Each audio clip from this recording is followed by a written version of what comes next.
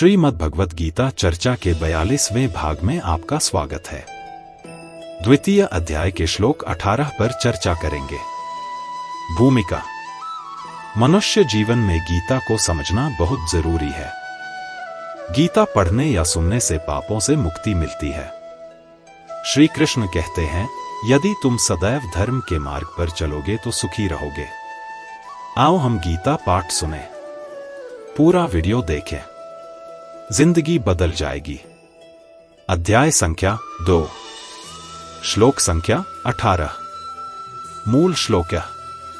अंतवंत इमे देहा नित्यस्योक्ता शरीरिण अनाशिनो प्रमेयस्य तस्माद्युध्यस्व भारत। हिंदी अनुवाद। अविनाशी, अप्रमेय और नित्य रहने वाले इस शरीरी के ये देह अंत वाले कहे गए हैं। इसलिए हे अर्जुन, तुम युद्ध करो। या इस नाशरहित अप्रमेय नित्य देही आत्मा के ये सब शरीर नाशवान कहे गए हैं। इसलिए हे भारत, तुम युद्ध करो। या तो फिर वह असत पदार्थ क्या है जो अपनी सत्ता को छोड़ देता है, इस पर कहते हैं। जिनका अंत होता है, विनाश होता है, वे सब अंत वाले हैं।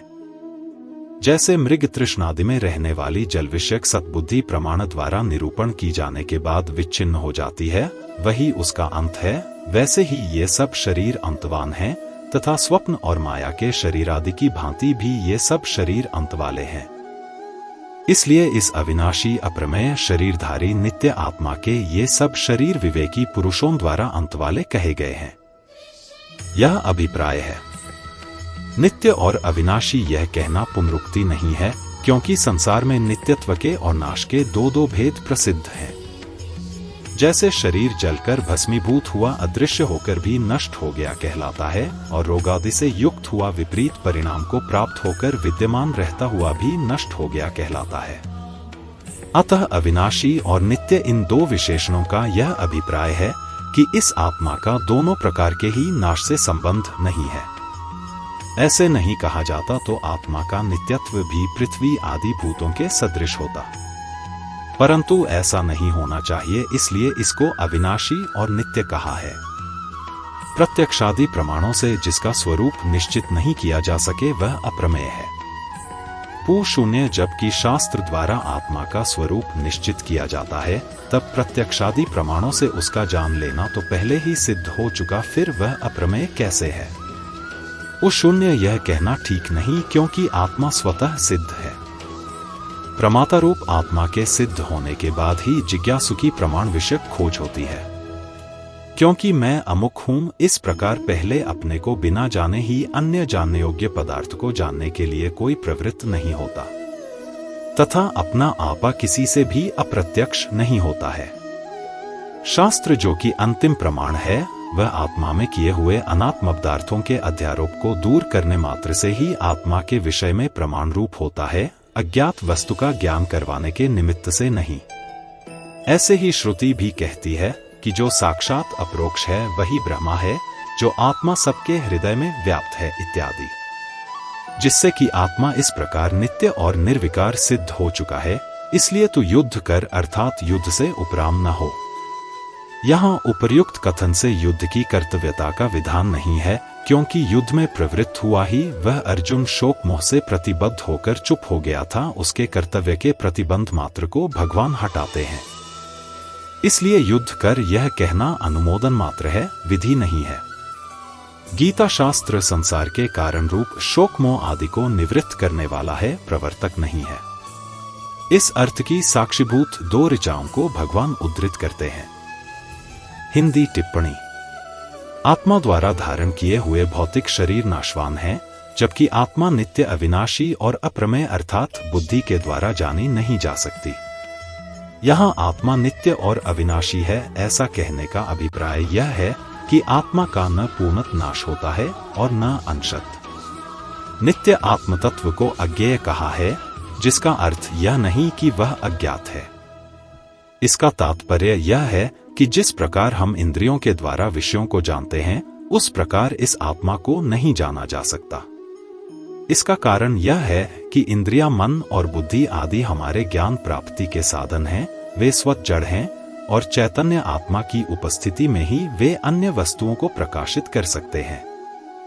अब जिस चैतन्य के कारण इंद्रियां आदि उपकरण विषयों को ग्रहण करने में समर्थ होते हैं, तब उसी चैतन्य को वे प्रत्यक्ष विषय के रूप में किस प्रकार जान सकते हैं, यह सर्वथा असंभव है। और इसी दृष्टि से यहाँ आत्मा को अज्ञेय कहा गया है। आत्मा स्वतः सिद्ध है। इसलिए हे भारत, तुम युद्ध करो। वास्तव में इस वाक्य के द्वारा सबको युद्ध करने का आदेश नहीं दिया गया है। जिस धर्म की आधारशिला क्षमा और उदार सहिष्णुता है, उसी धर्म के शास्त्रीय ग्रंथों में इस प्रकार का युद्ध का नारा संभव नहीं हो सकता। कोई टीकाकार यदि ऐसा अर्थ करता है तो वह अनुचित है और वह गीता को महाभारत के संदर्भ में नहीं पढ़ रहा है। हे भारत, तुम युद्ध करो, ये शब्द धर्म का आह्वान है प्रत्येक व्यक्ति के लिए, जिससे वह पराजय की प्रवृत्ति को छोड़कर जीवन में आने वाली प्रत्येक परिस्थिति का निष्ठापूर्वक और साहस के साथ सामना करे। अधर्म का सक्रिय प्रतिकार, यह गीता में श्री कृष्ण का मुख्य संदेश है। अब आगे भगवान उपनिषदों के 2 मंत्र सिद्ध करने के लिए उद्धृत करते हैं कि शास्त्र का मुख्य प्रयोजन संसार के मूल कारण मोह अविद्या की निवृत्ति करना है। भगवान कहते हैं, यह तुम्हारी मिथ्या धारणा है कि भीष्म और द्रोण मेरे द्वारा मारे जाएंगे और मैं उनका हत्यारा बनूंगा। कैसे? हिंदी व्याख्या। अनाशिनः, किसी काल में, किसी कारण से कभी किंचन मात्र भी जिसमें परिवर्तन नहीं होता, जिसकी क्षति नहीं होती, जिसका अभाव नहीं होता, उसका नाम अनाशी अर्थात अविनाशी है। अप्रमेयस्य, जो प्रमा का विषय नहीं है अर्थात जो अंतःकरण और इंद्रियों का विषय नहीं है, उसको अप्रमेय कहते हैं। जिसमें अंतःकरण और इंद्रियां प्रमाण नहीं होती, उसमें शास्त्र और संत महापुरुष ही प्रमाण होते हैं। शास्त्र और संत महापुरुष उन्हीं के लिए प्रमाण होते हैं जो श्रद्धालु हैं। जिसकी जिस शास्त्र और संत में श्रद्धा होती है, वह उसी शास्त्र और संत के वचनों को मानता है। इसलिए यह तत्व केवल श्रद्धा का विषय है, प्रमाण का विषय नहीं। शास्त्र और संत किसी को बाध्य नहीं करते कि तुम हमारे में श्रद्धा करो। श्रद्धा करने अथवा न करने में मनुष्य स्वतंत्र है। अगर वह शास्त्र और संत के वचनों में श्रद्धा करेगा तो यह तत्व उसकी श्रद्धा का विषय है, और अगर वह श्रद्धा नहीं करेगा तो यह तत्व उसकी श्रद्धा का विषय नहीं है। नित्यस्य, यह नित्य निरंतर रहने वाला है। किसी काल में यह न रहता हो ऐसी बात नहीं है, अर्थात यह सब काल में सदा ही रहता है। अंतवंत इमे देहा उक्ता शरीरिण, इस अविनाशी, अप्रमेय और नित्य शरीरी के संपूर्ण संसार में जितने भी शरीर हैं, वे सभी अंतवाले कहे गए हैं। अंतवाले कहने का तात्पर्य है कि इनका प्रतिक्षण अंत हो रहा है। इनमें अंत के सिवाय और कुछ है ही नहीं, केवल अंत ही अंत है। उपर्युक्त पदों में शरीरी के लिए तो एक वचन दिया है और शरीरों के लिए बहुवचन दिया है। इसका एक कारण तो यह है कि प्रत्येक प्राणी के स्थूल, सूक्ष्म और कारणे 3 शरीर होते हैं। दूसरा कारण यह है कि संसार के संपूर्ण शरीरों में एक ही शरीरी व्याप्त है। आगे 24वें श्लोक में भी इसको सर्वगतः पद से सब में व्यापक बताएंगे। यह शरीरी तो अविनाशी है और इसके कहे जाने वाले संपूर्ण शरीर नाशवान है। जैसे अविनाशी का कोई विनाश नहीं कर सकता, ऐसे ही नाशवान को कोई अविनाशी नहीं बना सकता। नाशवान का तो विनाशीपना ही नित्य रहेगा, अर्थात उसका तो नाश ही होगा। विशेष बात, यहाँ अंतवंत इमे देहा कहने का तात्पर्य है कि ये जो देह देखने में आते हैं, ये सबके सब नाशवान हैं। पर ये देह किसके हैं? नित्यस्य अनाशिना, ये देह नित्य के हैं, अविनाशी के हैं। तात्पर्य है कि नित्य तत्व ने, जिसका कभी नाश नहीं होता, इनको अपना मान रखा है। अपना मानने का अर्थ है कि अपने को शरीर में रख दिया और शरीर को अपने में रख लिया। अपने को शरीर में रखने से अहंता अर्थात मैंपन पैदा हो गया और शरीर को अपने में रखने से ममता अर्थात मेरापन पैदा हो गया। यह स्वयं जिन जिन चीजों में अपने को रखता चला जाता है, उन चीजों में मैंपन होता ही चला जाता है। जैसे अपने को धन में रख दिया तो मैं धनी हूं, अपने को राज्य में रख दिया तो मैं राजा हूँ, अपने को विद्या में रख दिया तो मैं विद्वान हूँ, अपने को बुद्धि में रख दिया तो मैं बुद्धिमान हूँ, अपने को सिद्धियों में खा दिया तो मैं सिद्ध हूँ, अपने को शरीर में रख दिया तो मैं शरीर हूँ, आदि आदि। यह स्वयं जिन जिन चीजों को अपने में रखता चला जाता है, उन चीजों में मेरापन होता ही चला जाता है। जैसे कुटुंब को अपने में रख लिया तो कुटुंब मेरा है, धन को अपने में रख लिया तो धन मेरा है, बुद्धि को अपने में रख लिया तो बुद्धि मेरी है, शरीर को अपने में रख लिया तो शरीर मेरा है, आदि आदि। जड़ता के साथ मैं और मेरापन होने से ही मात्र विकार पैदा होते हैं। तात्पर्य है कि शरीर और मैं दोनों अलग अलग हैं। इस विवेक को महत्व न देने से ही मात्र विकार पैदा होते हैं। परंतु जो इस विवेक को आदर देते हैं, महत्व देते हैं, वे पंडित होते हैं। ऐसे पंडित लोग कभी शोक नहीं करते, क्योंकि सत सत ही है और असत असत ही है, इसका उनको ठीक अनुभव हो जाता है। तस्मात् युध्यस्व, भगवान अर्जुन के लिए आज्ञा देते हैं कि सतसत को ठीक समझकर तुम युद्ध करो, अर्थात प्राप्त कर्तव्य का पालन करो। तात्पर्य है कि शरीर तो अंत वाला है और शरीरी अविनाशी है।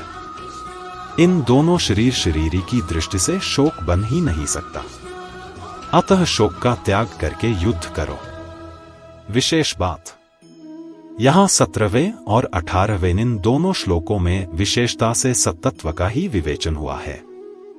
कारण कि इस पूरे प्रकरण में भगवान का लक्ष्य सत का बोध कराने में ही है। सत का बोध हो जाने से असत की निवृत्ति स्वतः हो जाती है। फिर किसी प्रकार का किंचन मात्र भी संदेह नहीं रहता। इस प्रकार सत का अनुभव करके निसंदिग्ध होकर कर्तव्य का पालन करना चाहिए। इस विवेचन से यह बात सिद्ध होती है कि सांख्य योग एवं कर्म योग में किसी विशेष वर्ण और आश्रम की आवश्यकता नहीं है। अपने कल्याण के लिए चाहे सांख्य योग का अनुष्ठान करे, चाहे कर्म योग का अनुष्ठान करे, इसमें मनुष्य की पूर्ण स्वतंत्रता है। परंतु व्यावहारिक काम करने में वर्ण और आश्रम के अनुसार शास्त्रीय विधान की परम आवश्यकता है। तभी तो यहाँ सांख्य योग के अनुसार सतसत को विवेचन करते हुए भगवान युद्ध करने की अर्थात कर्तव्य कर्म करने की आज्ञा देते हैं। आगे 13वें अध्याय में जहाँ ज्ञान के साधनों का वर्णन किया गया है, वहाँ भी असक्तिरन्भिष्वंगः पुत्र दारगृहादिषु कहकर पुत्र, स्त्री, घर आदि की आसक्ति का निषेध किया है। अगर सन्यासी ही सांख्य योग के अधिकारी होते तो पुत्र, स्त्री, घर आदि में आसक्तिरहित होने के लिए कहने की आवश्यकता ही नहीं थी, क्योंकि सन्यासी के पुत्र स्त्री आदि होते ही नहीं। इस तरह गीता पर विचार करने से सांख्य योग एवं कर्म योग दोनों परमात्म प्राप्ति के स्वतंत्र साधन सिद्ध हो जाते हैं। ये किसी वर्ण और आश्रम पर किंचन मात्र भी अवलंबित नहीं है। संबंध पूर्व श्लोक तक शरीरी को अविनाशी जानने वालों की बात कही। अब उसी बात को अन्वय और व्यतिरिक रीति से दृढ़ करने के लिए जो शरीरी को अविनाशी नहीं जानते, उनकी बात आगे के श्लोक में कहते हैं। आज का सत्र यहीं समाप्त होता है। श्री कृष्ण के साथ रहो। जय श्री कृष्ण।